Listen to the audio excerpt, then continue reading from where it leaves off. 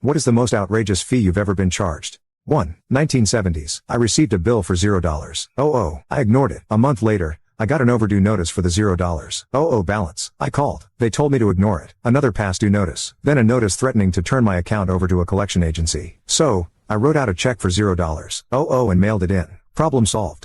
2. I own a 250-gallon propane tank and get it filled about once a year. Because I own the tank, I get to choose who fills it. One afternoon, a propane delivery truck comes to my home and start to set up like they're going to fill my tank. I tell the driver that I'd not ordered any propane and I ask what's going on. His reply was that they were in the area and saw that I'd not had my tank refilled in over 2 years, so they thought that they just go ahead and fill it. Well, that didn't seem right to me. First, how did he check delivery records from his truck and why would he do so? Second, I recently had the tank filled from a different supplier, so there was no room in the tank for any more. So I refused the delivery, and other than putting a lock on the tank access lid, thought no more about it. That is, until the bill for the delivery came. Only one item on the bill, a fee for an emergency delivery. To their credit, when I contacted the supplier, they quickly dismissed the bill. 3 decades ago, I received a past due notice for a loan payment to a bank I'd never done business with. Puzzled, I called the bank. After explaining my confusion 3 times, I finally was talking with someone who had sense enough to look into it instead of fobbing me off to someone else. Did you make a purchase from such and such music store? Indeed, I'd purchased a piano for my wife a month or so earlier. Might have been nice if the salesman had mentioned they'd turn the loan over to a third party, but whatever. I then asked the bank worker how the very first communication I'd received from the bank could be a past due notice. You should have received a payment coupon book, she said. As indicated,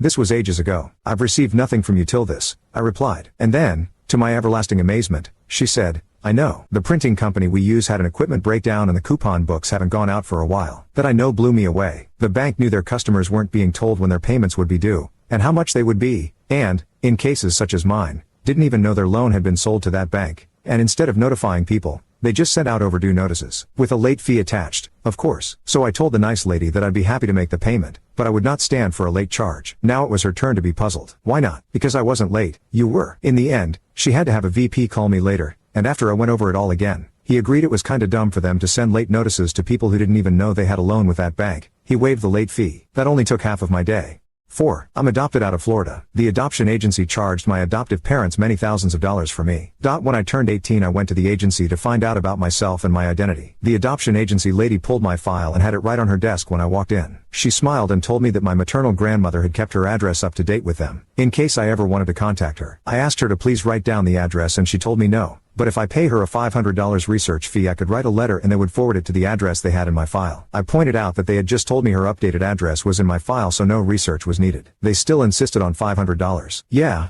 the adoption agency sells a baby for $32K, and then when that child is grown, they charge them an extortion fee just to get in touch with relatives who want to be in touch. You can't make this shit up.